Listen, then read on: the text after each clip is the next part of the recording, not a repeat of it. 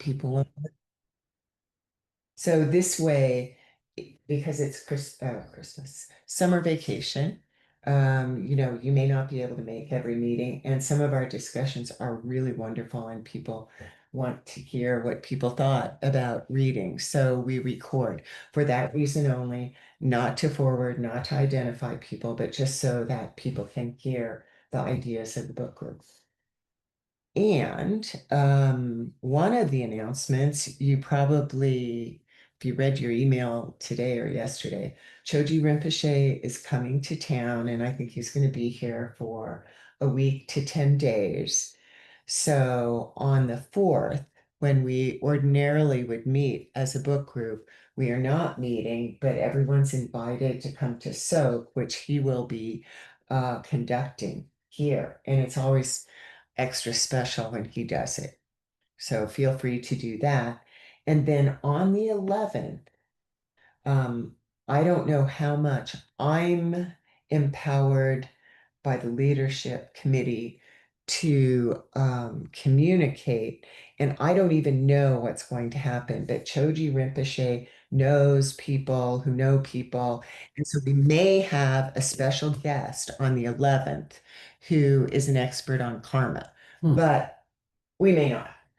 So, so that's kind of the way it goes. But if that piques your interest at all, you can and tune in and see what's what.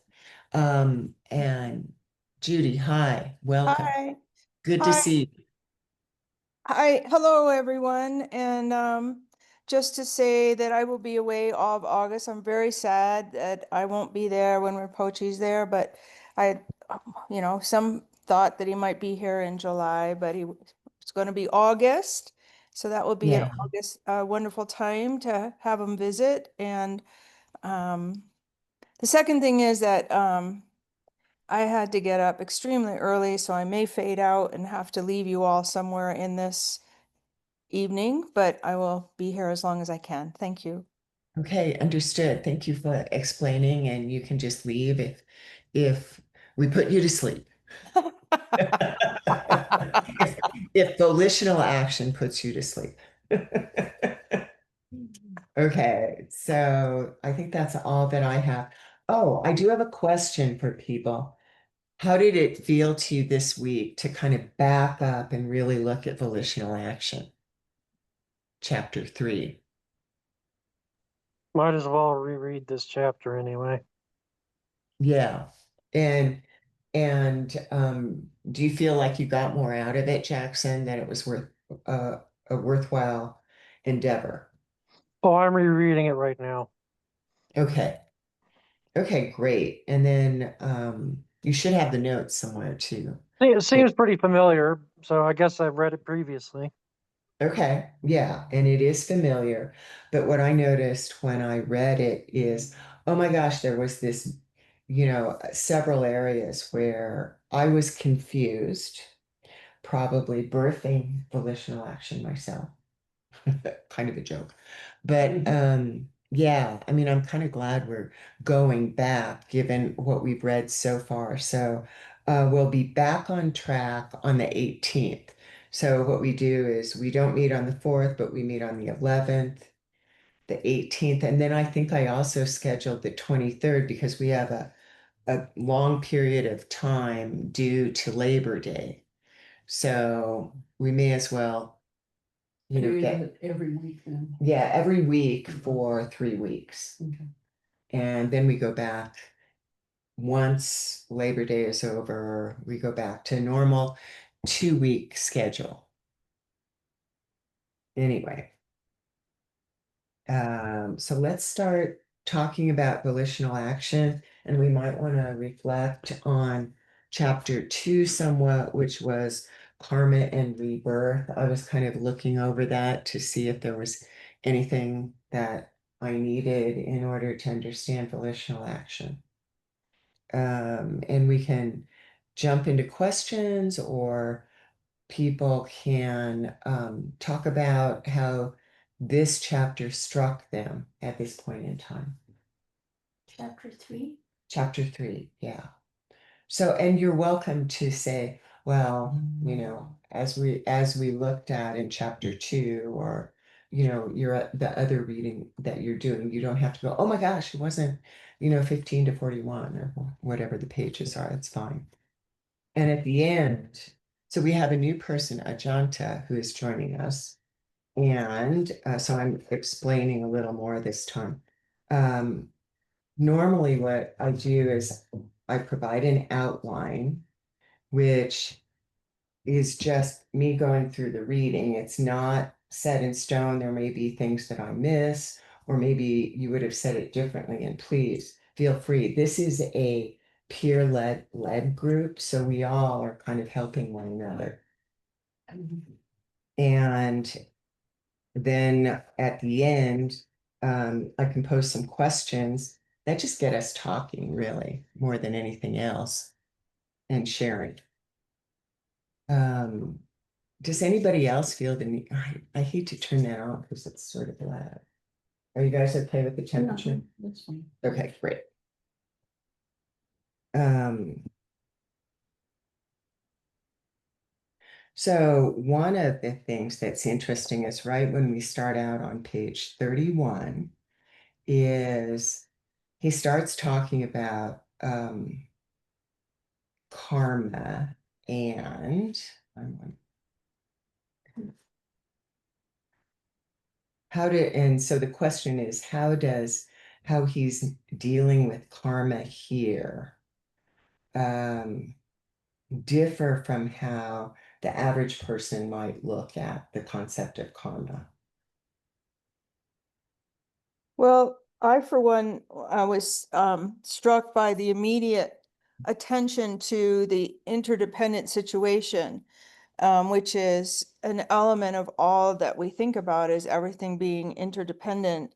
And that I think there might be a preconception that karma is you are where you are because of something that happened in the past. I mean, it's very individualistic, and so it's not a single, and what he's saying here is it's not a single thing, it's interdependent with everything else. And that sort of bringing it into the greater universe was important to me. Thank you, Judy. Yeah, I agree. Yeah, that's so different than when you're going out with your non-Buddhist friends and they're talking about karma. It's almost like it's more neutral because it's cause and effect. We're used to thinking of karma as good or bad, do good things or be at that's like uh, it says that's a weakness in itself. You're not supposed to be attached to doing good karma only. That's also not what we desire. That's entrapping us too. Entrapment, yeah, and I think they talked about that in chapter 2 and chapter 1 as well. So Yeah. just it being something neutral almost, just cause and effect. Yeah, that was new. So that was different from what you'd encountered before. And I think Yeah. that the cause and effect, the neutral aspect, like karma doesn't care. Oh, and also that it's based on memory, and memory is something that's in the present, that's a habit. And then also what Judy was saying, I think those are, the situational karma and in the volitional action chapter. Yeah, very, very different from what your friends might say. Yeah. Yeah. So, and could you guys hear Ajanta okay online? Yeah. Okay. I just wanted to make sure that the microphones were hooked up properly since I'm not a big techie. Thank you. The Okay. other The other Yes, thing about karma that, in terms of thinking about what notions we might have about it, is that I really, I know very little about Hindi, but I think that that there's a different sense of karma, and maybe closer to what my preconceived notion is than Ah. the concept that we're dealing with here, which has to do with the now, but also in the interdependence of all things. Yeah. Yeah, good point. Does anybody have any insight into the Hindu concept of karma? Well, as a Hindu, I was taught karma is just action. Like the word literally, like the book It also says, says the same yeah. thing. It's just action. So we weren't taught like, oh, some moral thing. We weren't taught that either. Um, but also we weren't told about like the energy aspect of it. Like you're just creating individual units sort of in this continuous I don't know, the space or whatever creation. So what we were taught is because it's your action. Um, what you do, what you create will cause other things or effects, and your next life is not isolated from your actions in this life because you're gonna carry it forward. Those effects are not necessarily all going to show up in this life. It could be in your next life or 50 lives later, who knows? But it never goes away. Your actions never go away. They always have an effect. Um, and the other thing was whether good or bad, you must take action. Inaction was not desirable. Because you're sent here, you have this human life form, it's your duty to take action. Oh, interesting. Yeah, So that is a little different, isn't it? yeah, Yeah. there's a verse in the Gita that says bad action is bad.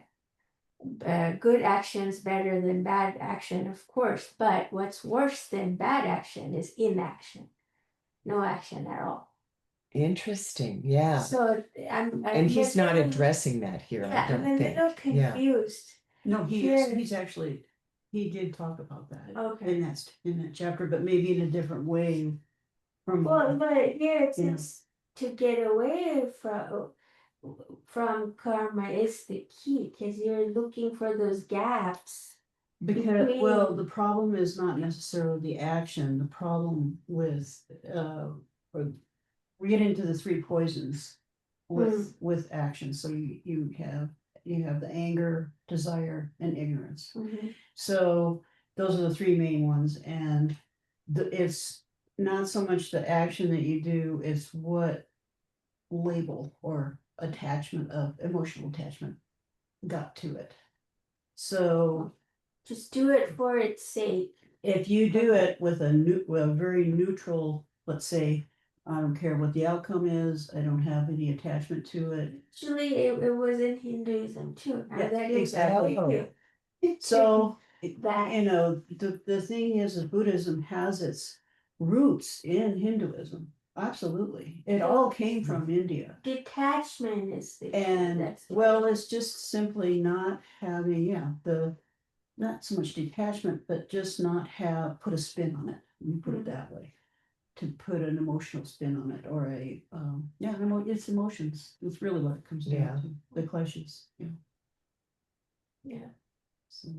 So Ajanta was saying that she had read chapters 1 through 4.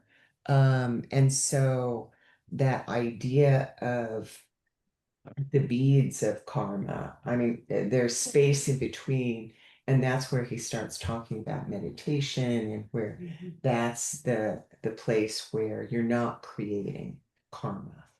But it's not really a detachment, it's an emptiness. I think it's simply you're just trying to get to the point in your mind, and we all have that ability to be not thinking of it as desire, or I want to meditate, or anger, I hate meditating, or, ignorance, oh my God, I don't know what the heck I'm doing, I mean, it's the whole, stuff in our head that we noodle with. The stories we make up. Yeah. Yeah. And it's karma on top of karma on top of karma. I mean, the milk into butter thing, I think is a great analogy that he has in that chapter, because it's simply, we keep churning the milk and then it gets eventually sour. we get butter. But Yeah. that's where the stuckness of karma gets, I think, becomes an issue. So I don't think there's a process in which butter can become milk again. But maybe Yeah. that's the magic of it. I don't know. Yeah, I don't know. More thoughts on that? I think it's really helpful to have someone schooled in Hinduism Oh, absolutely. as well as Buddhism, Absolutely, yeah. because then we can like really compare. Well, I mean, this gives more clarity, to be honest. The Buddhist texts are way, it's easier to understand what I'm looking for. From Hinduism, I got theory, but no path. Okay, how do I get there? What is the path? What do you want me to do? But then when you start looking for a path, it's too materialistic. The modern day concept, or what Hindus follow today, they came away from the original texts or the scriptures, and what they follow is very materialistic, and that never Oh, that's rang true to interesting. me. Yeah. Like, give me this, give me that, give me more money, take care of my family. Like, Yeah. so, yeah. Okay. Cool. So it is different, and um, we're looking at it maybe more as a path to understanding the mind here. I'm just gonna say this really quickly. Yes. In that chapter, he's getting into some of the higher concepts of Buddhist thought. And he's trying to bring it down into manageable English, or manageable concepts that we can maybe grasp. But in fact, he's talking about the ungraspable Okay. in this Great. chapter. I think that's really helpful for me, because I was, especially on the next page, I have all these, well, 2 question marks. And I'm sure there are questions about that so that we can discuss it. But yeah, thank you, because it didn't seem easy to me. It's not. Yeah. I actually rereading it just now before I came, and I'm going, this is hard. Yeah. This is difficult. And it was difficult to have those teachings from my teacher as well. Okay. And I'm sitting there going, what? But Yeah. I was there. I mean, stuff has gone in, so somehow, I recognize it. I'm not saying I have accomplished it at all, but I recognize it. Yeah. And that's great, because every time we go through these materials, and Jerry and I have talked about this, and I'll say the same thing to you, Ajanta, all my 2 teachers say, you hear it once and your mind takes whatever it can take, and then you hear it again and your mind may take something else the second time, and the third time, and the 20th time. So don't lose hope. Or yeah, and the fact that it's difficult or challenging, I think challenging is the better word, is because we're on the path and we're in different places on the path. And this information is the logical, let's say, follow-up of chapter 2. Yeah. Because he brings in the concept of karma. I think personally, physicists have a better concept of, or an ability to understand karma than we do, because it's kind of what they're dealing with. But Because but it's coming from a different angle. we could probably devote an entire evening to talking about quantum theory and how it applies. But we're all in it. We're all participating in it. I mean, we're part of it. Because the now is the energy. And that's what the karma is actually talking about, is that energy. When it says action, It is the energy, which may or may not have a physical form or a physical result, but. Yeah, it's like Newton's, what is it? First law? Every action It's is an a opposite equals reaction. reaction. So instead of reaction, you can think of it as not necessarily coming back, bouncing back, but it Coming has forward. follow-up action. Right. Just keeps going, like a chain. I have a question, if I may ask. I forgot if it's from the second chapter or chapter 3. There's a part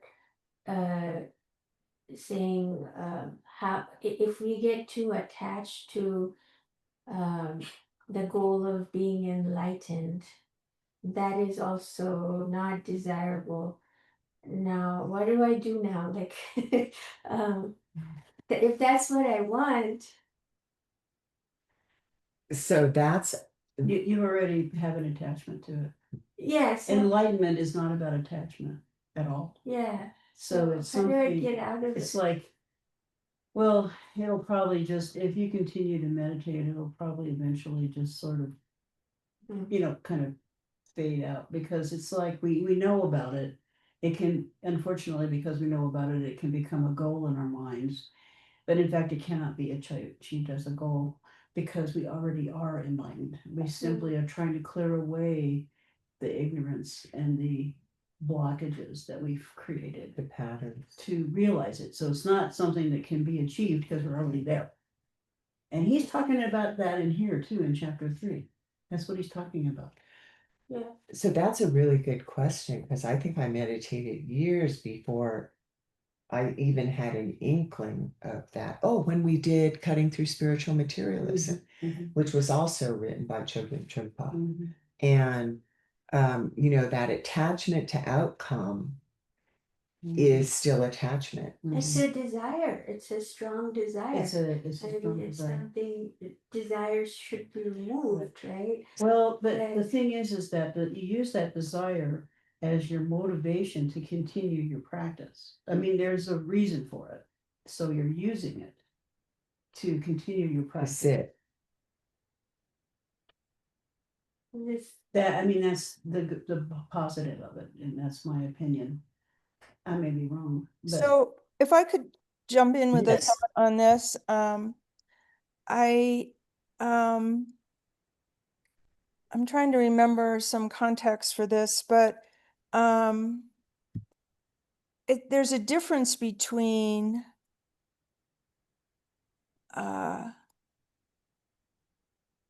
I'll call it a gentle attachment and an obsession over a goal.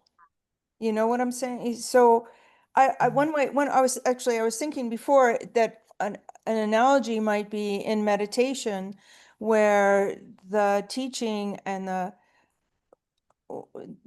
approach is that all these things come into your mind. Your mind is not immediately empty, but you just allow it to be. And sometimes after things flow through your mind and this and that, all of a sudden you realize that you have been in an emptier meditative space than you had even thought about, because all of a sudden there you are. And I think of that in terms of, oh yeah, I, I, I want to be a, I, sure, I'd love to be an enlightened being, but in the meantime, I'm just doing what I'm doing. And that's sort of a gentle aspiration, but not a obsessive, every day I'm going to do this and that and the other and check, check, check, check, so that I will get there. Yeah. Yeah. Unfortunately, I have that kind of gentle aspiration about working out every day. Judy talked about that last time. That's great. Yeah, and I feel like my experience has been that, yes, that's exactly how I started out. And then I think it was in Cutting Through Spiritual Materialism, when you let go of trying to get there, you have a greater chance of eventually getting there. So you don't even hold Or on to you're that not even getting idea. anywhere, you're just achieving something. Yeah. I mean, it's not even, there's no place to get to. No, no, I know, I still conceptualize it that way. It's, yeah, but you're right, Yeah. of course. Um, yeah, the most important thing that the teachers say over and over again is never stop meditating because it changes, the experience changes. And I think even your desire changes. And I finally, because of that book, said, oh, I don't need to be enlightened. I don't need to, achieve. I just need to um, keep meditating. And even that's a desire, right? Some days. Yeah. Yeah. It can come and go. Yeah. Right. It can come and go. Yeah. So true. Does that help? Yeah. Yeah. There's no, Maybe like just what Rinpoche said last time he was here. Take it easy. yes. Just look at everything as Yes. Yeah. take everything lightly. And I always like that old song, Hang On Loosely, Don't Let Go. That old 70s, 60s. You're just kind of, yeah. And the other thing I think about is, do I really exist? That concept of I, ego, all of that stuff. And I guess It's this chapter seems to discourage that. Mm-hmm. discourage what? You existing. Oh, right.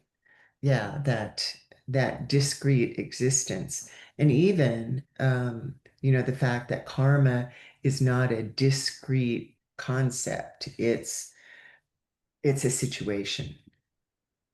And it's a continual situation. And I think the only way we cannot be in that situation is occasionally in meditation. Occasionally for me. Some people may have a more continuous sense of that. Let's see. Oh, so I think Paula's example of the milk turning into butter is one of these examples too of a situation, right? Of karma. He used fire, but then he mentioned the butter churning too.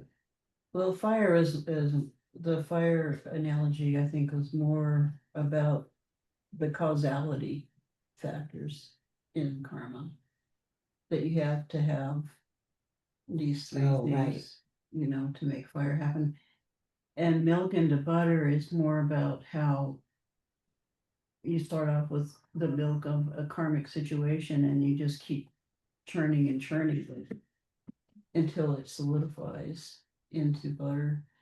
And that becomes like a much more like fixed energy. You're trying to fix the energy of the karmic situation.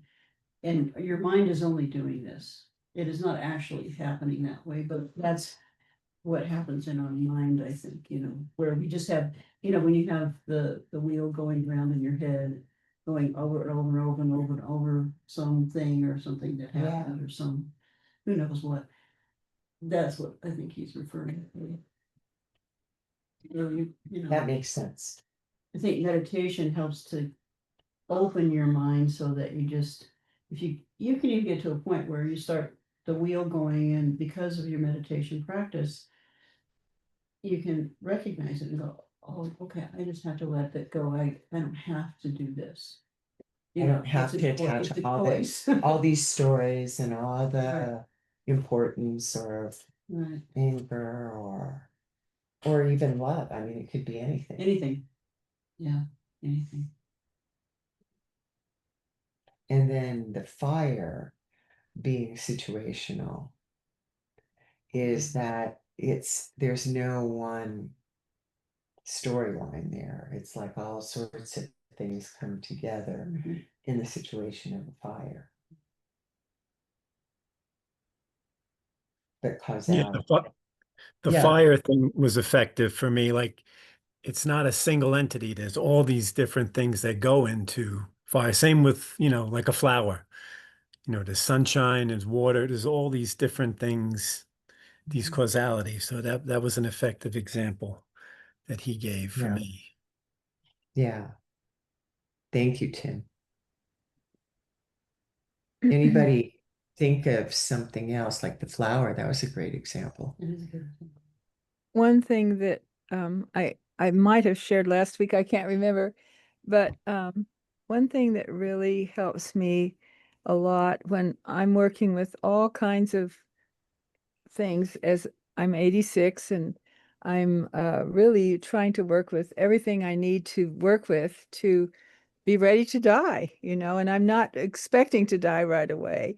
I'm in remission and from 2 years now and feeling really good. And I'm working with a business that I created 25 years ago, and so quite a few employees. And so the thing that really, and I don't want to sound like I'm some kind of wonderful, I'm mentioning that only for one reason, to show that this is a very important concept for me, this diamond way, the different aspects of things. There's so many different aspects.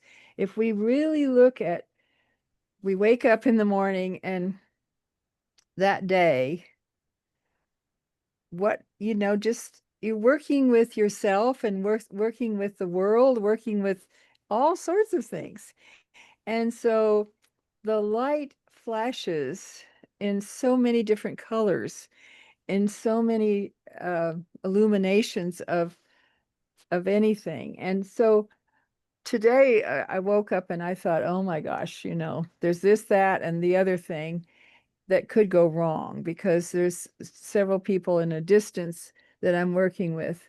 And so it it worked out all right. But to grasp for what you need is the downfall, I think, a lot of times is just having in our minds what we need or what we think the business needs or what the family needs, whatever.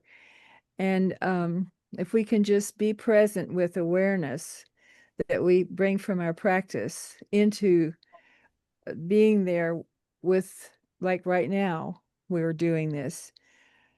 And I just think people here are just saying such really wonderful things about their own awareness and of working with different aspects of things. So the diamond way is helpful for me as a image or a concept right now, and that's it. I won't keep going on, but um, that is the something that was talked about quite a bit years ago, the diamond way. Has anybody else heard about that or thought about Yes. it or find it useful? I haven't thought about it, but I have heard of it, yeah.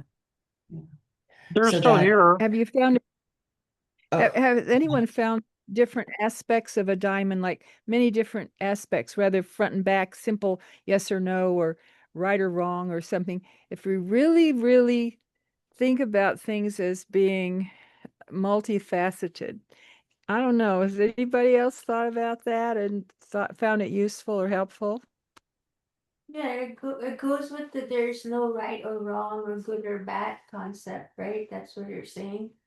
It, Well, I don't know if I feel that there's no completely, but it frees me up a little bit in terms of um, just freedom, freedom of attachment to um, anxiety or fixation or something.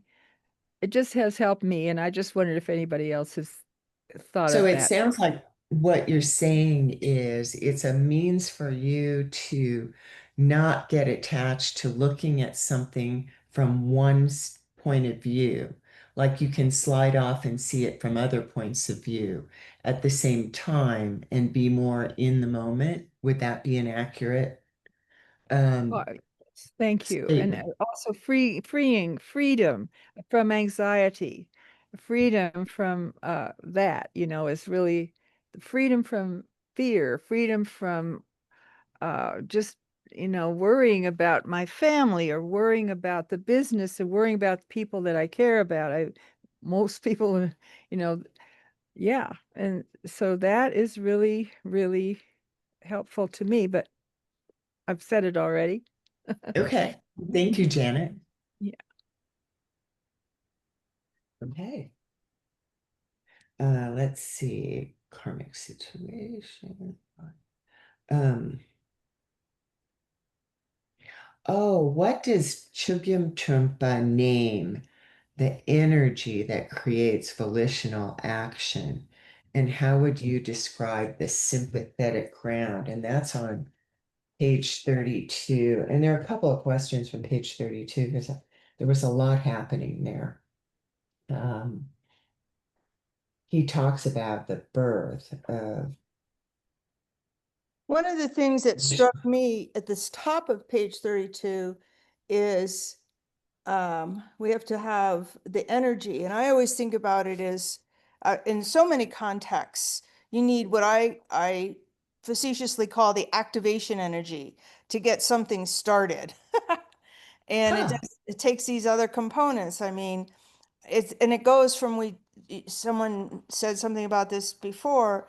Um, you're thinking about doing something, oh no, thinking about doing something and doing something are two different things. I actually think with the Dalai Lama's 90th birthday, I've been watching a bunch of things around that and some of his talks and stuff. And it's that divide between um, thinking about, oh, I'm going to get whatever this closet organized today, but there's some kind of activation energy to actually do it.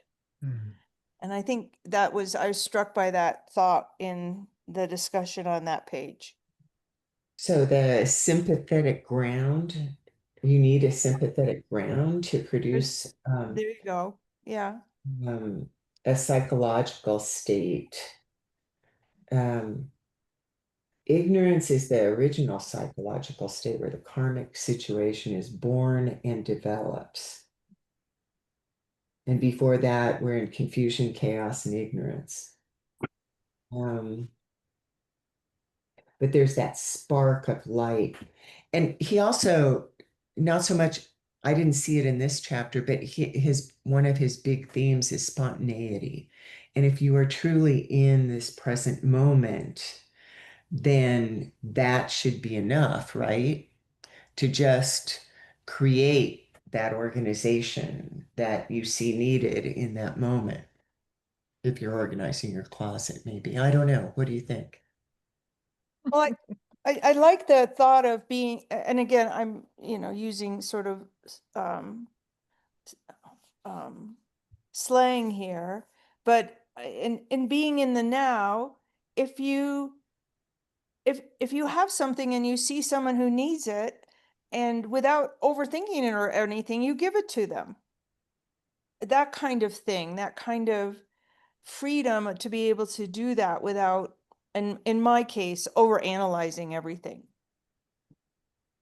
Right. Because why do you think you overanalyze? Is it a pattern? Why do you think you do that?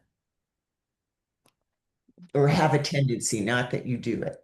Well, I mean, we're all different, but for me personally, I have a rational, logical brain, and other people have different kinds of brain activities. But I, you know, spent my life investigating scientific questions, and there's a certain methodology that you bring to that kind of endeavor, and to release myself from some of the intensity of that means to just let things happen and be part of it, not separate from it, just be in it.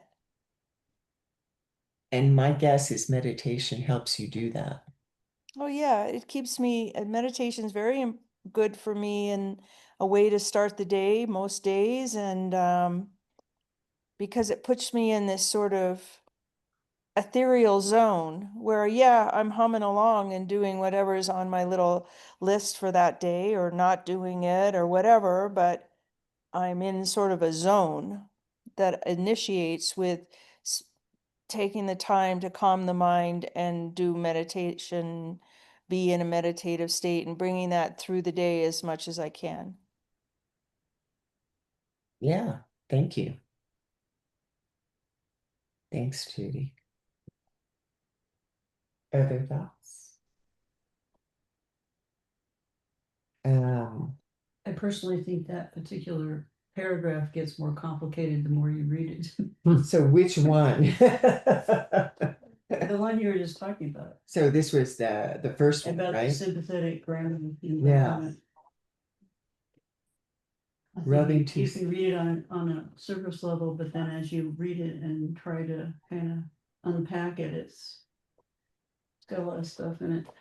And I don't think Which page is that on? That's 32. page 32, and it'll be the first paragraph after the last few lines of the previous paragraph.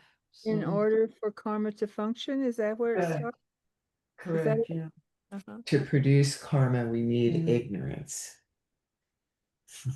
And it's our basic psychological state Yeah. where the karmic situation is born and develops.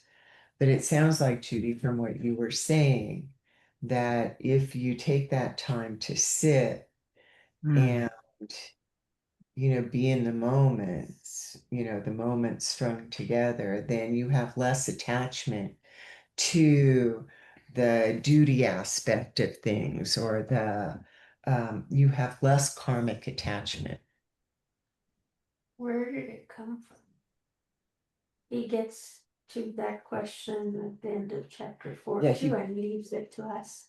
And I don't know It's the actually answer. everybody's individual path to discover it. He's simply giving you some road signs to work with, but that's true of all the teachers, all the qualified teachers. They can't give you They that cannot answer. give you the answers. The Yeah. answers come from within you. As long as you understand the direction that they're giving you on the path. But you're on your path. We're all on our own individual path. That's what he's talking about that in there. I like that. And that individuality is it's a two-edged sword, I think, where it's like a reality, but we also like get really attached to it. So it's a problem, but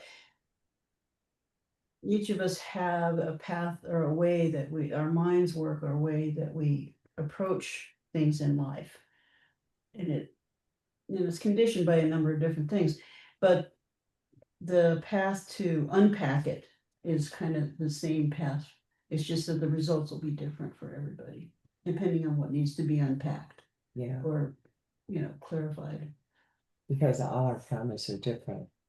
Even at birth, that was one of the things that fascinated me about this chapter, that a baby's not innocent. Yeah. Yeah, Yeah, he really puts it on the line there. yeah. And I've heard that with my teacher too. We come into this world with actually what he told us, my teacher, is we choose our parents. If you even start from that point, that definitely is a karmic situation, or a potential karmic, a pattern. So it's not an accident. Our parents are not an accident. They may think we're an accident, but That's true. I heard I just read oh, go that- ahead, sir.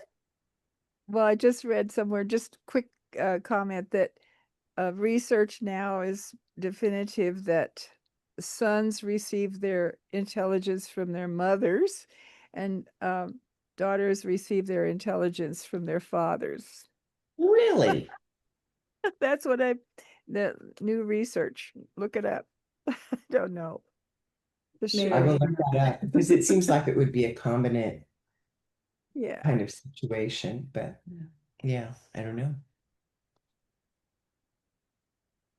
Yeah, thanks. That's Yeah. really interesting. it is. It's very interesting. Yeah. I think it's a little more complex than that. But I think Yeah, you're you really think? looking at, I think that what it's really referring to is a lot of new insights coming from mitochondrial DNA. And the Ah. mitochondrial DNA is inherited from your mother. So there's different, and then that in combination with various sex determination, other factors leads to different impacts of the mitochondria. Anyway, so just, but we tend to take that information and sort of bring it to the surface without all the complexities involved. But I'd like to talk about, we're talking about karma here, and I would just, I don't know where this thought comes from in our cultural situation of, a person on the street, what is karma? But I have heard people say, well, they were stuff like they were born poor or something like that because of bad karma in their previous life. And I'm like, that doesn't, I can't work with that really. I have a hard time with that. Right. Anyone And else they, have that kind of thing? I mean, it's one thing to say, I did something mean yesterday and now that person is being mean back or something, there's something I can do with my my actions, but I have a hard time with that kind of thing. Or I have bad parents because I did mean things in my previous existence, or it's a very complicated statement. This kind of goes with what you're saying about how we picked our parents. I came across this very recently, not in a Buddhist text. I think it's from Christianity. It's one of the texts that that were it got taken away or whatever from people. One of the Apocrypha. I don't oh, know. I forgot what Oh. it's called. But we picked every single thing about our current life, not just our parents. So before we're born, and it has to do with karma too, because karma is the collective karma. It's the reason for all of existence, right? Everything's created out of karma. So we picked out what's best for our growth. Because we were trying to get somewhere, and we picked out, okay, I'm gonna be poor, and I'm gonna have like this major physical illness, and or whatever. I'm gonna have this set of parents, or I'm gonna have a person in my family I'm gonna have to take care of all my life. Like whatever it is, all our sufferings we picked with The like lessons. with our teachers, like the enlightened beings or people who are our guides, or they watch over us, they love us. So after you die and before you're born, you kind of get together and decide the So next this course. is Christianity. Okay. And this is like very recent. Like I saw this like a month ago. It blew my mind. And The This is Apocrypha. actually, the esoteric form of Christianity, which I think is based somewhat, I think, on Buddhist concepts, but they kind of took, it's the whole Madame Blavatsky and Oh, yeah, the Um, spiritualists. the spiritual people, the whole guide thing, the whole, Yeah. I don't know. Yeah. I've read some about it. I just kind of don't know about that. I think they've taken concepts from Buddhist teachings and kind of melded it with some Christian things and kind of came up with this stuff. It may be true, I don't know. But it's just another way of dealing with trying to wrestle with the whole karma thing, I think, is just anything, Me personally, it made like all the sufferings and pain that some you don't question, but there are some you go through in life you question, like why would this happen? Why couldn't it be something else? Like so unjust, so unfair. But if this is true, I'm okay with it. It has a purpose. Like I picked it for a reason. I think that the result that you're coming to may be true. The method, I'm not sure about. Okay. Okay. Yeah. So I do agree with with that. one of the things in, I don't know if it was the preface or the acknowledgments of this book that talked about Chogyam Trungpa and how his journey from Tibet to the West and to Cambridge and then back here, and he would start these teachings, and this segment on karma is from those original teachings in the early 70s.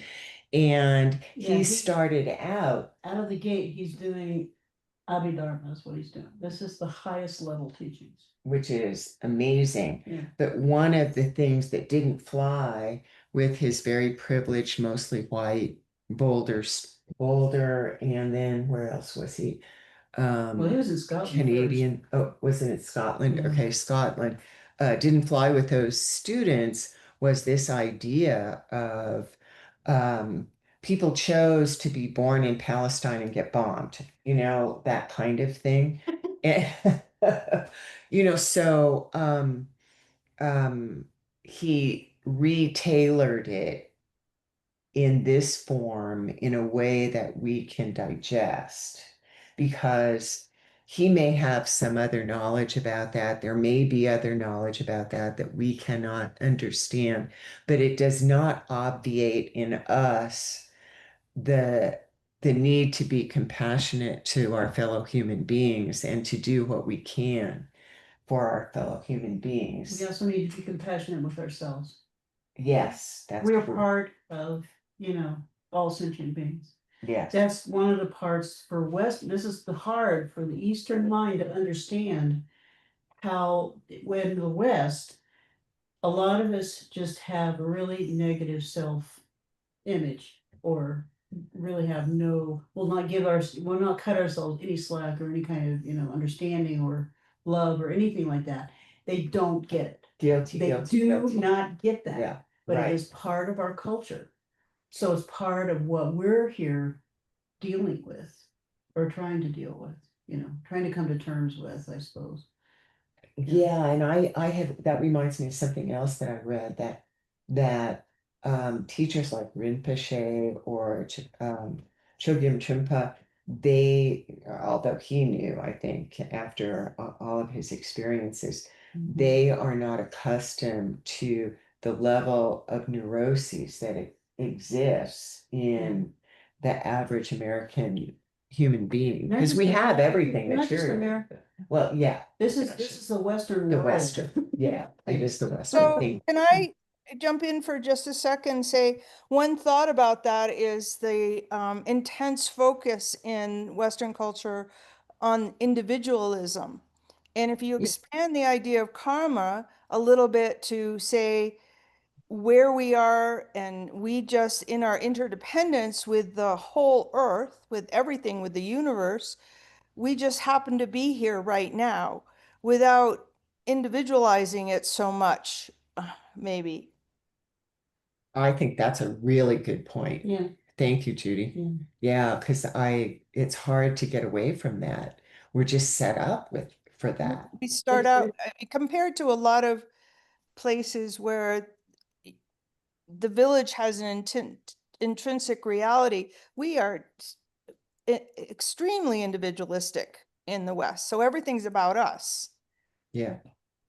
instead of Me.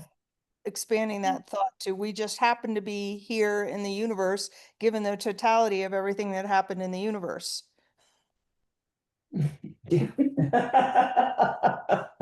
But you're measured all the time. You're measured at work, you're measured at school. You can't get away from it. No, but Unless you you- can come to terms with it. You can't get away from it. Mm. But you can have a different approach to it. You can be more relaxed about it and just let it, and focus more maybe on on being in this meditative state as much as you can all day. You're just being, and your emphasis is on kindness and compassion and wisdom, and try to stay focused there. And Even when you run out of milk. Yeah. Stuff happens. Thanks, Judy. Yeah, I had somebody flip me off on the way here, and I'm like, whoa, what was that about? Really? I didn't know. I guess I did some old baby thing, but I tried at first I could feel the anger. And then I was like, because she was flipping me off like emphatically. And I'm like, Is- what In was your that? car because of you driving?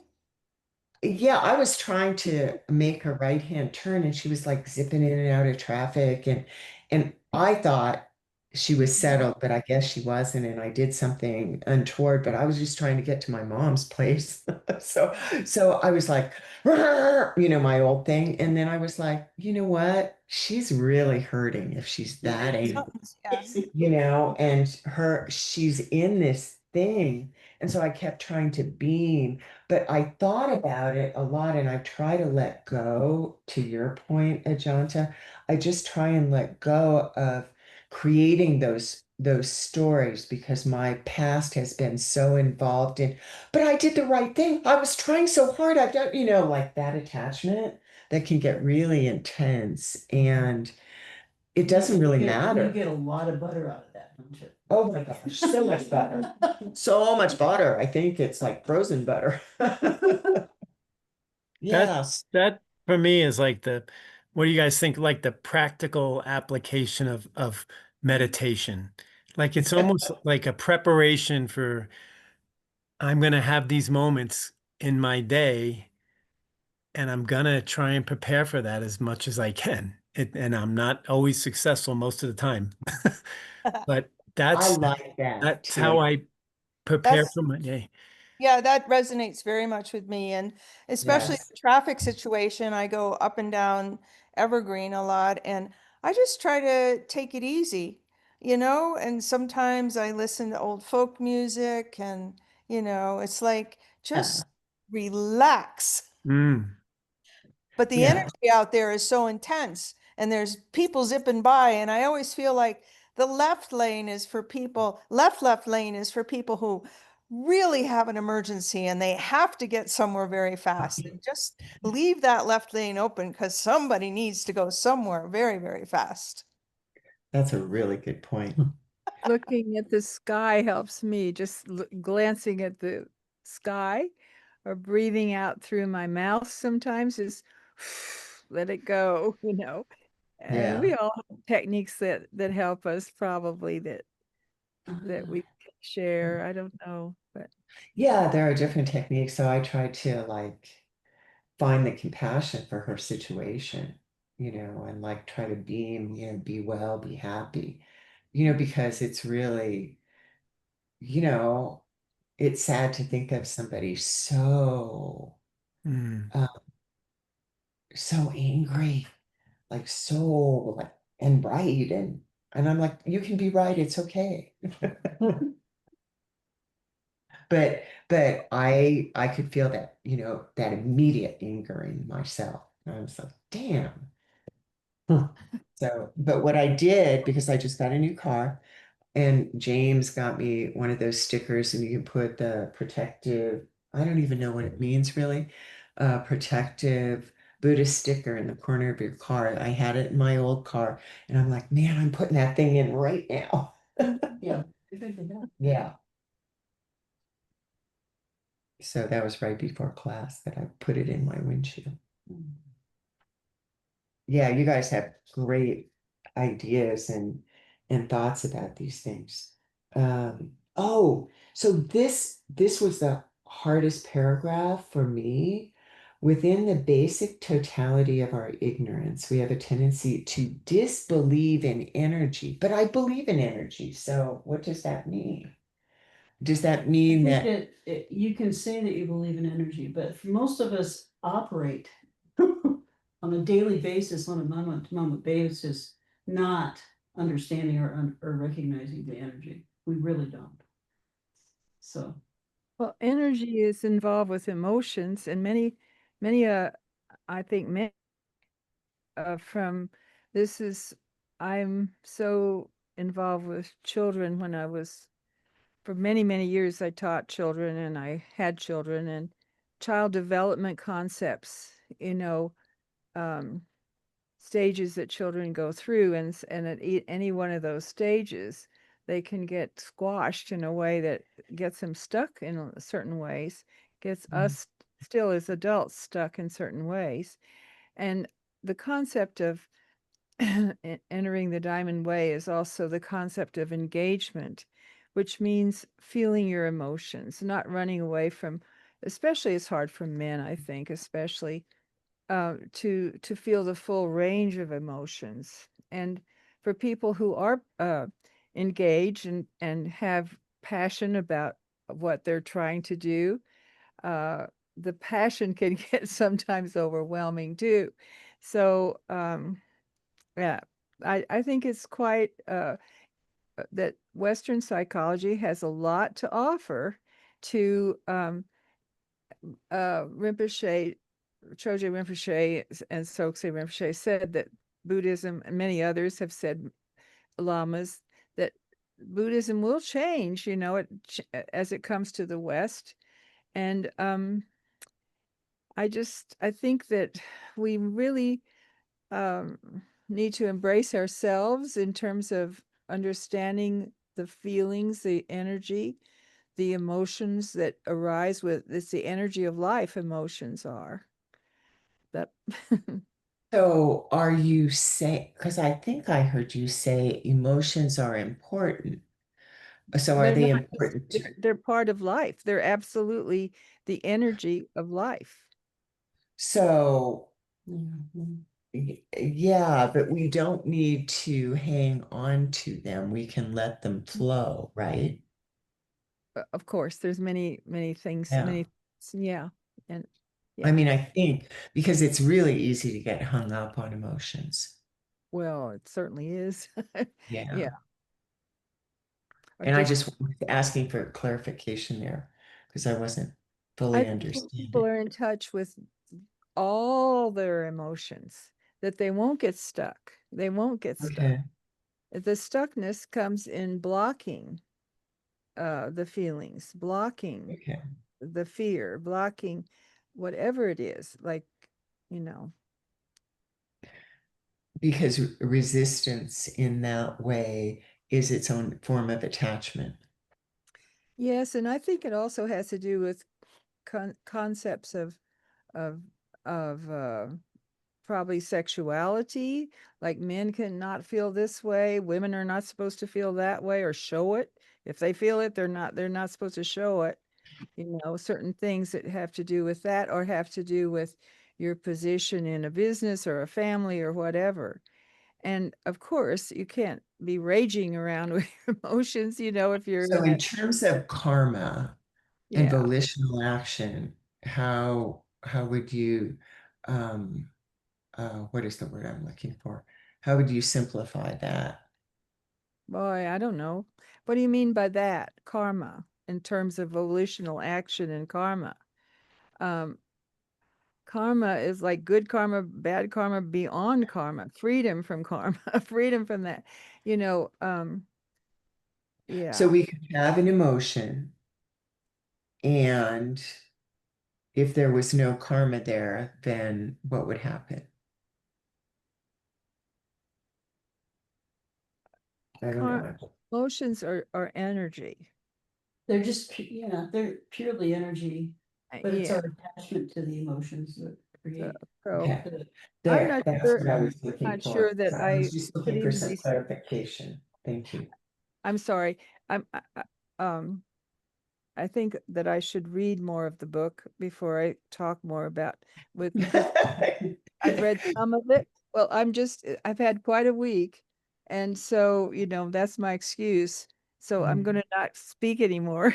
Oh, Let you're other fine, No, no, Janet. no. You're fine. No worries, because you bring up some good points, and I think um, the idea that emotions are energy, karma is energy, and the issue becomes when we become attached to those emotions. Right. It's That's when we create the butter. it's Totally. realizing the impermanence, to me of any situation, of any emotion, and not living in it. It's not who we are. If we're angry, it's gonna pass. The birth and the death, that's how I kind of look at it. That's helpful too. Yeah, that's Thank you. when we think about our meditation and the teaching has been to allow the thoughts to come in your mind and then to let them flow through and to be welcoming and recognize that they're there and then and not become fixated on them. And Mhm. so I feel that way, like a traffic situation or whatever. It's like, oh, wow, look at that. Look at the way I'm responding. And Ah. recognize it, say, whoa, and then relax about it and let it go. Right.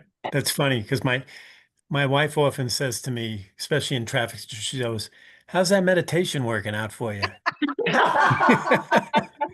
After I just blow up Well, or something, you know, it's like Yeah, where you're throwing things out the window.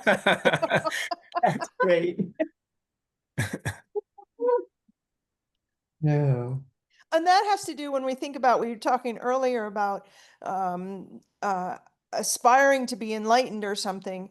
It's like if I get in the car, I have an action that I'm wanting to achieve. I'm wanting to get somewhere. I have an appointment or I'm meeting up or I have something that's happening. But if I get too attached to that, when change comes, mm, because there's a traffic situation or who knows what,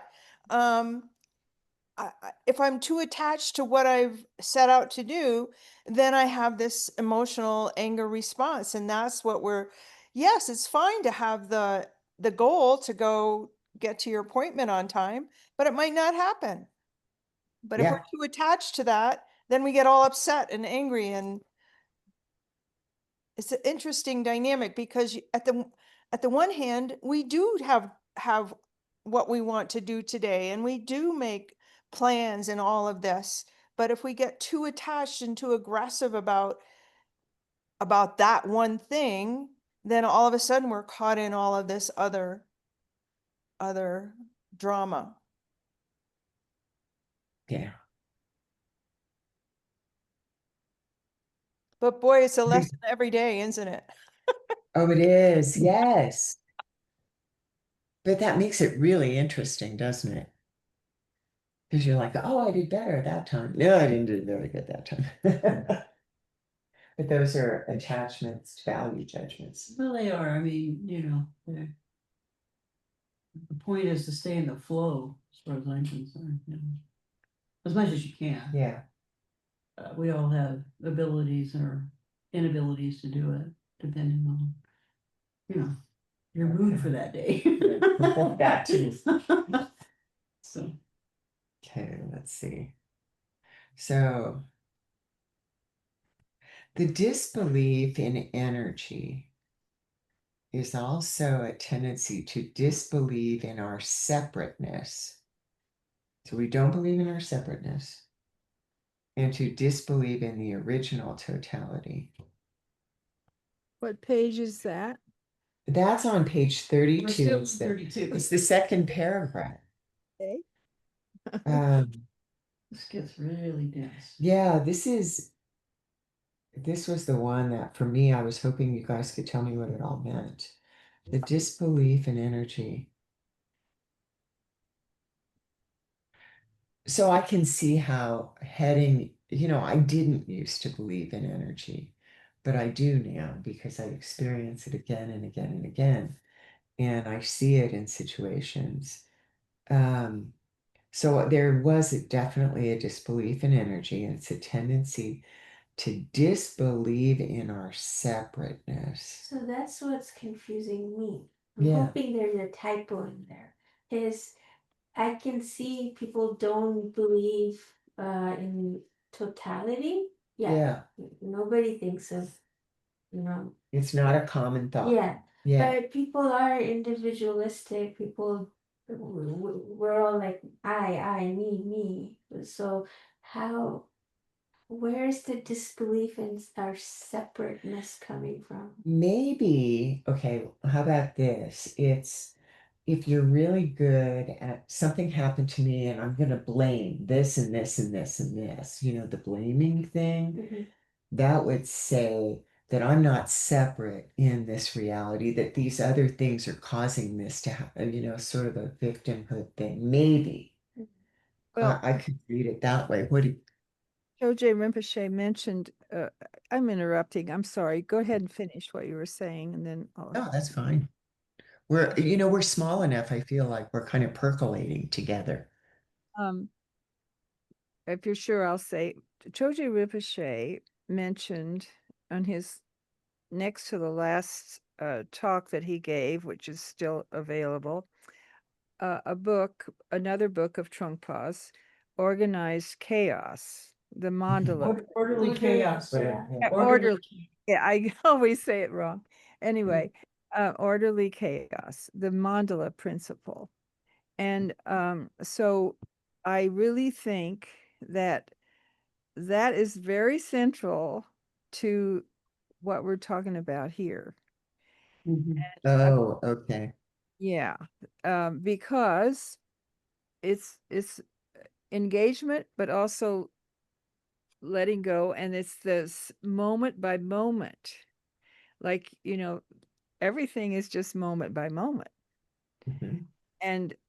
And emotions are energy, and and you know you're interacting with all kinds of things, depending on, maybe it's just yourself, maybe you're just interacting with yourself, but also that's enough. Okay. Yeah. Okay, thanks. Yeah. Um, I need more reading time. I'm attached to that idea. But To orderly chaos, or whatever, say really the correct me again, what was the name of the Orderly chaos. orderly chaos? Correct.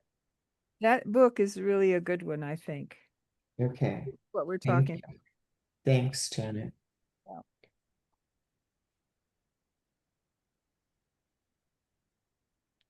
So, and then he expands on this somewhat confusing idea.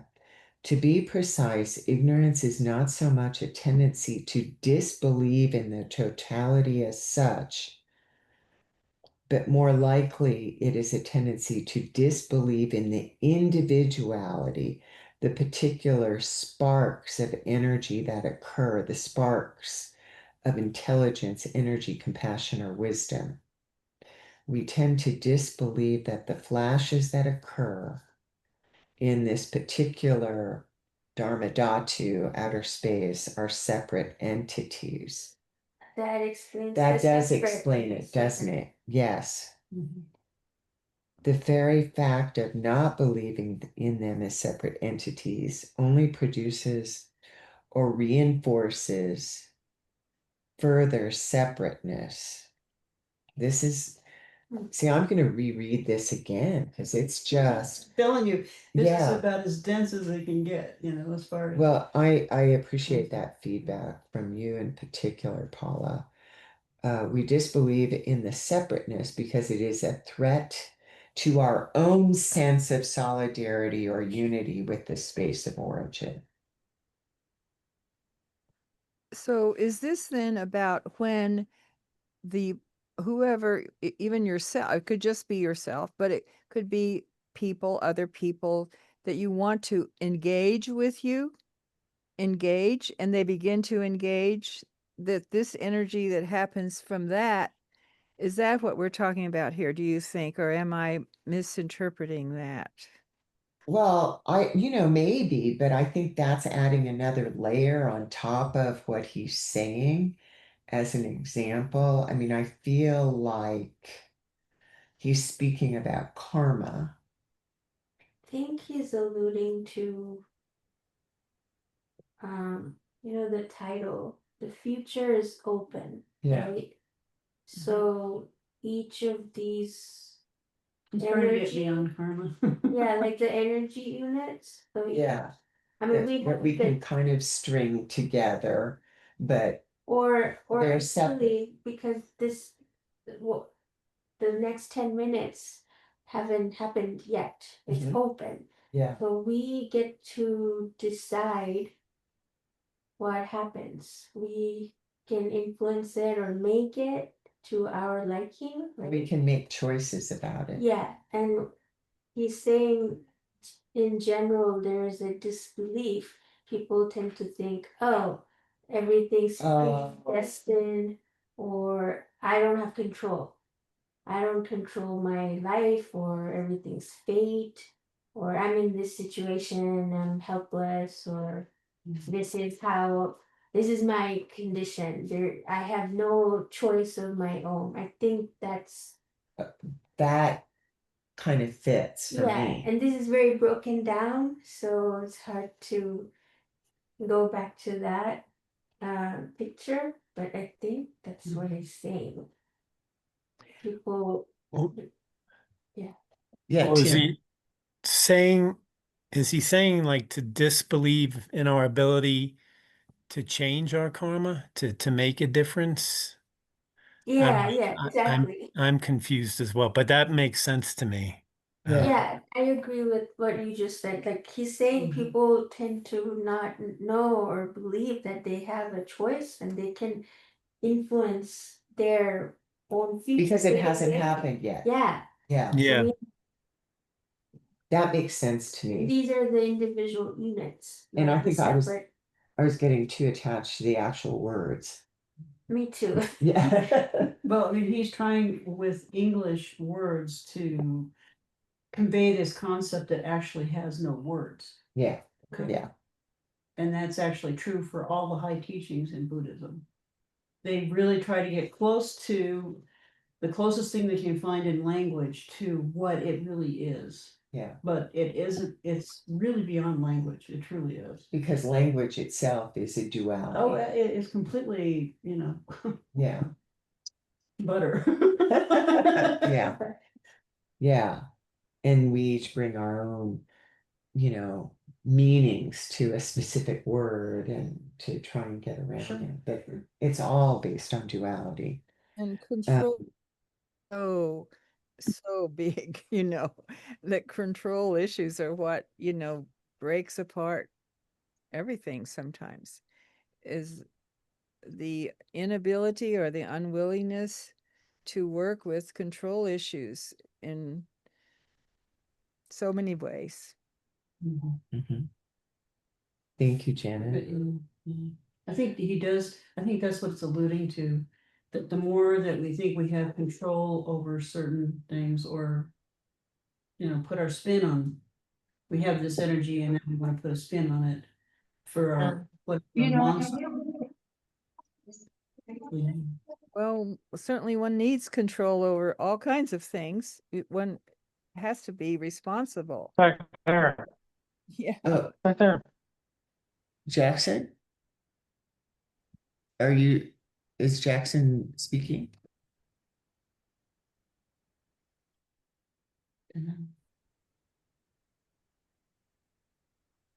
Hmm. Okay.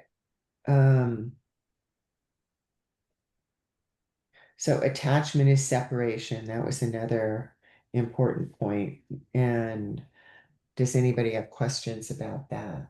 Well, I think That's that's what everything previous that he said leads up to that, is trying to understand why we have that sense of separateness, mhm, which is, in a sense, it's true that we're separate, but we're kind of binding ourselves into more separateness from the totality of everything by our attachments. So I think that's what it is, but it's hard to say. I mean, because we're again coming into what I think of as the real problem between the Eastern mind approach and the Western mind approach to this information.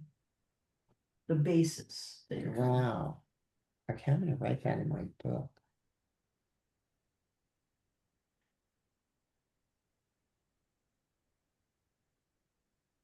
I would have assumed he was talking about Hindu concepts.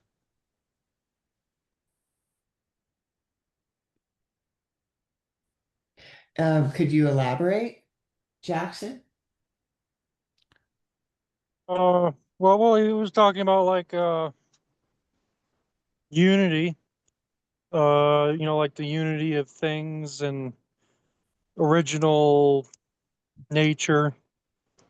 So I thought he was referring to like a Hindu concept of the oneness of things.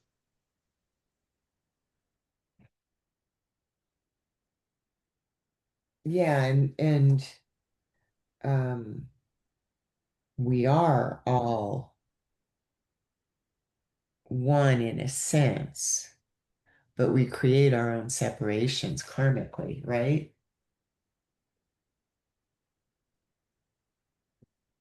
You're asking me? I think I'm just exploring. No idea. Yeah. Yeah. So, and then he often speaks in koans here. Ignoring the separateness is a problem, but trying to become one with the totality is also a problem because there is a twist involved. That desire to become one is the seed of samsara, the seed of spiritual materialism, which is planted early on before you are hardly even called you. Yeah, when you think of that confusion and bewilderment and of whatever comprises consciousness went before you started focusing on things and creating separateness but wanting to be one. I'm wondering if this is the particular difficulty of being a human being, because other species don't necessarily have that same kind of, or they don't appear to have that same kind of feeling of separateness from the environment they're in their Oh. groups that they live with. There are people, even in a predator prey situation, there's like a grace to it, or a rhythm to it, that speaks to a totality. Oh, that's really interesting. Yeah. And that's the part as humans that we seem to have moved away from, that kind of natural, what I think of as natural interaction in terms of the totality of something. And yet, when you look at the worlds of humans and gods and all the five different worlds, human I is mean, the six. the six. Oh, six. Like I said, my numbers are all bad. No, it's fine. Yeah. It's just, you have the God realm and the angry God realm, animal realm, the hell realm, the hungry ghosts, and the human realm. But the human realm is supposed to be the most advantageous for Achieving enlightenment. exactly. Correct. So it's not that animals have it, but they are in the moment. They're still part of The when he's totality. talking about it, the totality, the fabric of space, They don't worry about the it. Dharma Dhatu. Yeah, Yeah, they're still part of it. Yeah. it's really interesting. I don't Thank know. you. I mean, Oh, yeah, that makes sense. it's just to a me. thought that occurred to me Yeah. that maybe that's the reason why we have such struggles with all this. Is the concept of Dharma Dhatu mirrored in Hinduism? You know that. I mean, it's a Sanskrit word, so Yes, it is. Yeah. yeah, it's the same thing. Yeah. The answer is yes, Jackson. I would like to ask what people understand for the concept of the Dharma Dhatu. So it says at the bottom of 32, it's like absolute reality, the realm beyond everything. And then one of the definitions was the sphere or space of Dharma used by Chogyam Trungpa to mean all-encompassing space, the unconditioned, but it's not a place space, right? The unconditioned, unoriginated, and unchanging totality in which all phenomena arise, dwell, and cease. I think it's just emptiness, the emptiness we refer to, we Yes. try to reach through meditation. Right. Yeah. All it is, Yeah. emptiness. Emptiness with qualities. Yeah. Like everything comes from it, everything goes Right. back to it. Yes. I think they have to throw in with qualities, because if you go just straight into emptiness, you go into nihilism. Oh, nothingness, Very quickly. yeah. Yeah, So, emptiness with qualities. I hadn't heard that before, but that, yeah, it's an Yeah. important part Yeah, to throw that in, makes let me sense. tell you, yeah. Or maybe we can say the source. Mhm.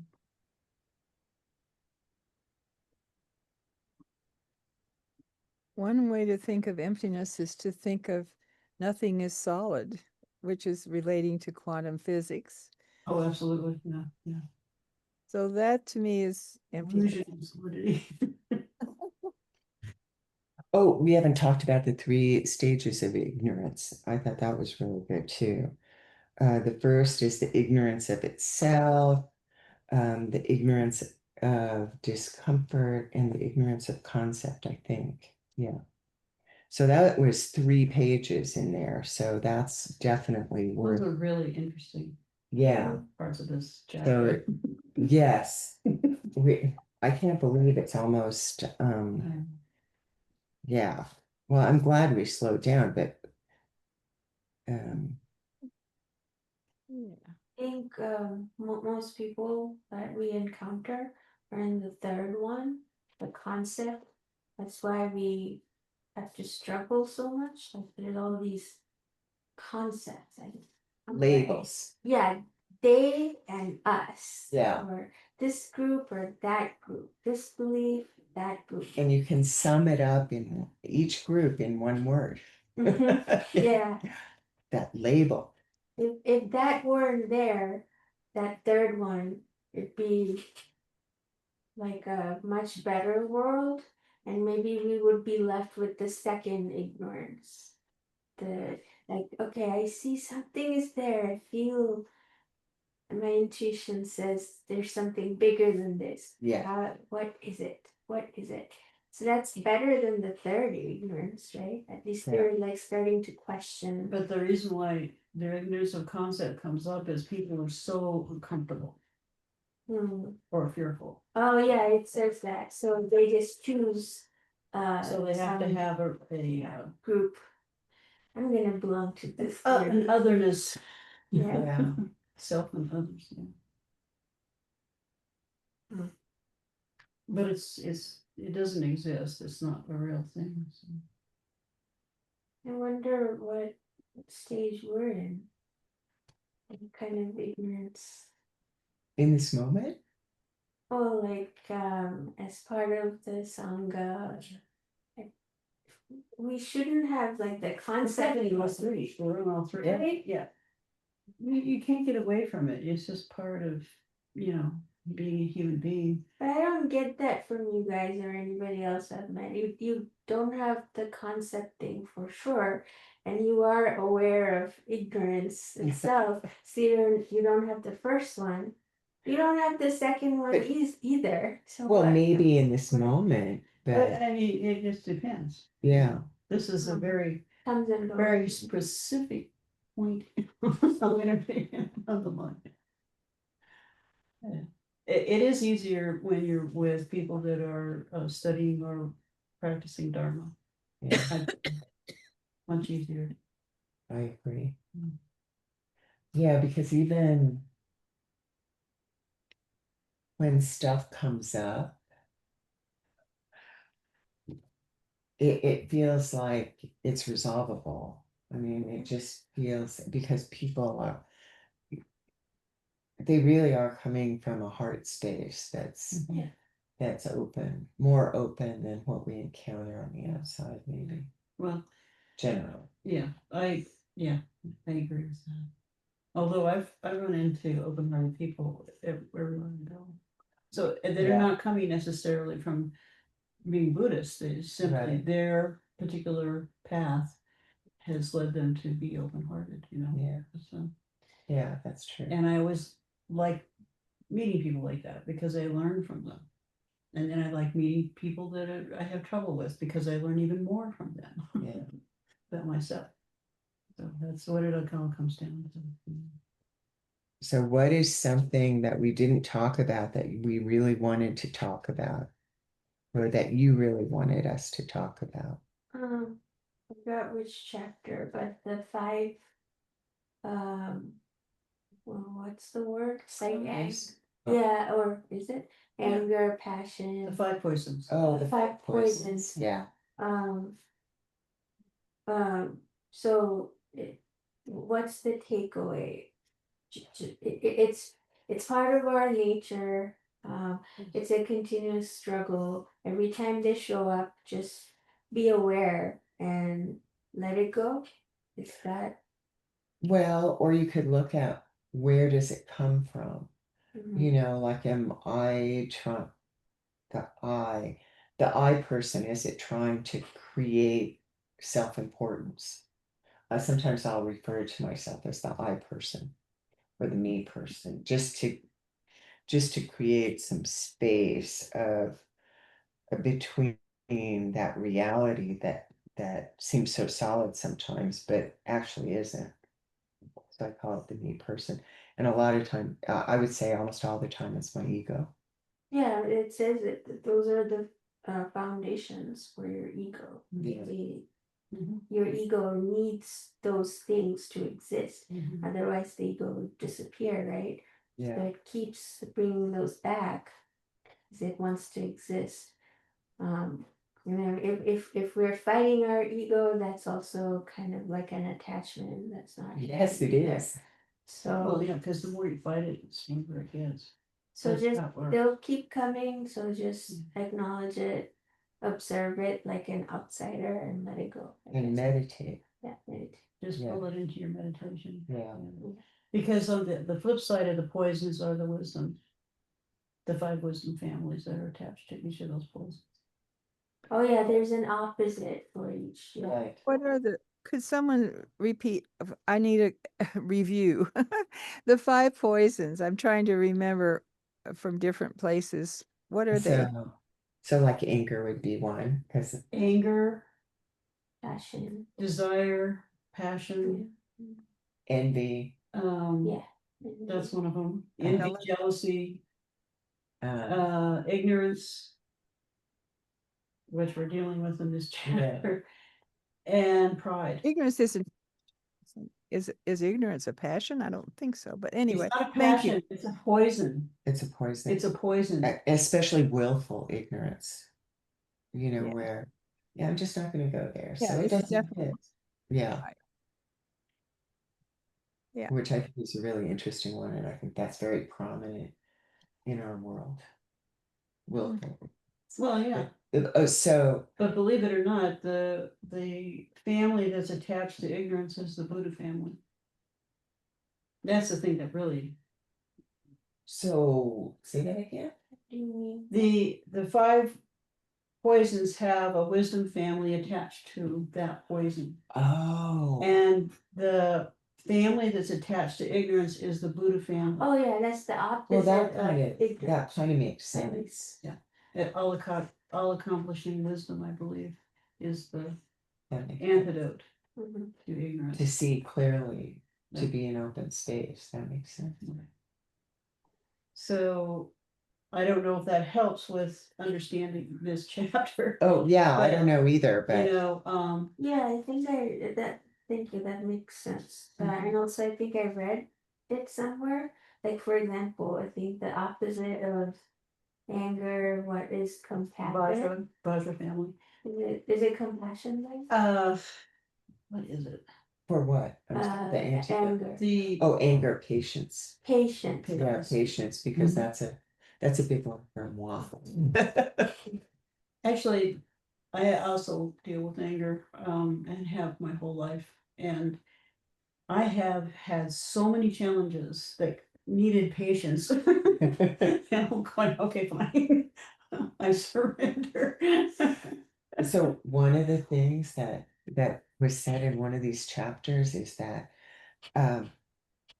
speed is a form of aggression, and I'm like, oh my gosh, that's right, and it directly applies to traffic. But you know, when you're like, come on, spit it out, say it, you know what? Yeah, impatience. Yeah.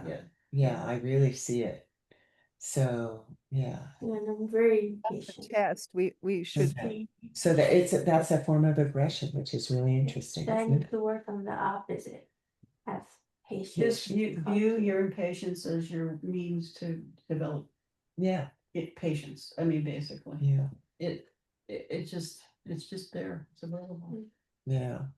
Oh, Well, this Linda, is, give us a little I'm quiz. lost on the whole thing. This is This is crazy. it's a tough Why don't chapter. whoever wrote this should simplify? So yeah, I don't know how to do that Because it's so- really a, because you I can't didn't get the gist of it. understand that. yeah. Yeah. And so that's why, so the idea on the notes, and I appreciate that feedback, and I will try and Well, I mean, any of it, the direct it's quotes. just, yeah, I mean, Yeah, it's not, I don't see where it's all that beneficial.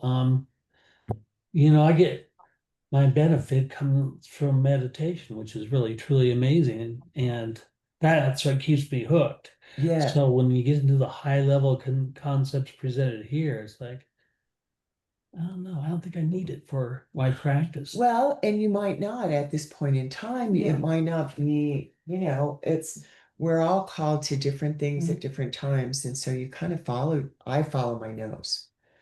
And Mhm. for me, this is really helpful, but it might not be for you.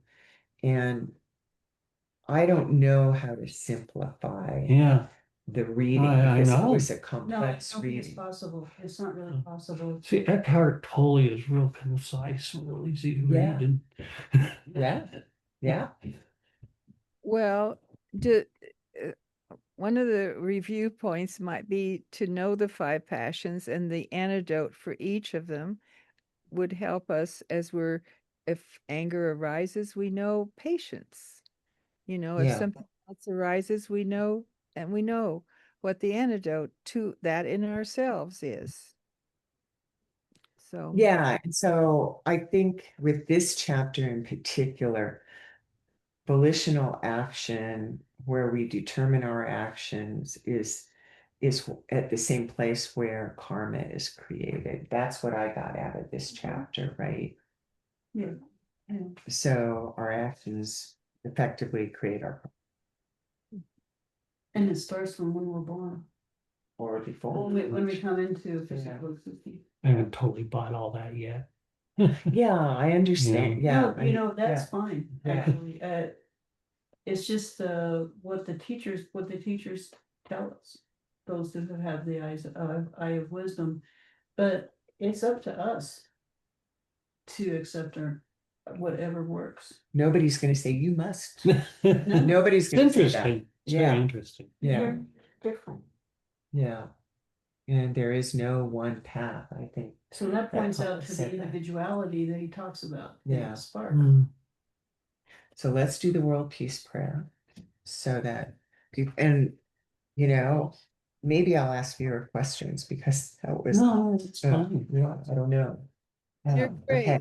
Fine. Yeah, you're good. I like the way you're doing things a lot. No, it's Okay, I take, we can change things up too. So in the world in general, and in this nation, may not even the names, disease, famine, war, and suffering be heard. May virtuous qualities, merit, and prosperity greatly increase, and may continuous good fortune and sublime well-being perfectly rise. In the world in general, and in this nation, may not even the names, disease, famine, war, and suffering be heard. May virtuous qualities, merit, and prosperity greatly increase, and may continuous good fortune and sublime well-being perfectly arise. In the world in general, and in this nation, may not even the names, disease, famine, war, and suffering be heard.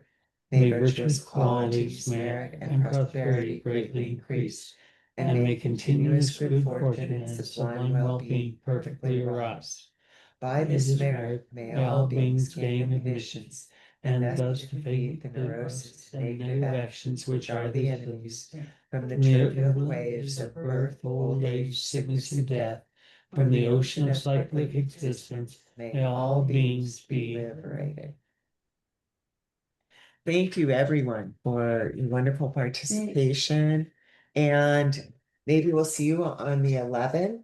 Maybe some of you can make it to the soak next week, or not next week, 2 weeks from tonight. Yeah. So, Mhm.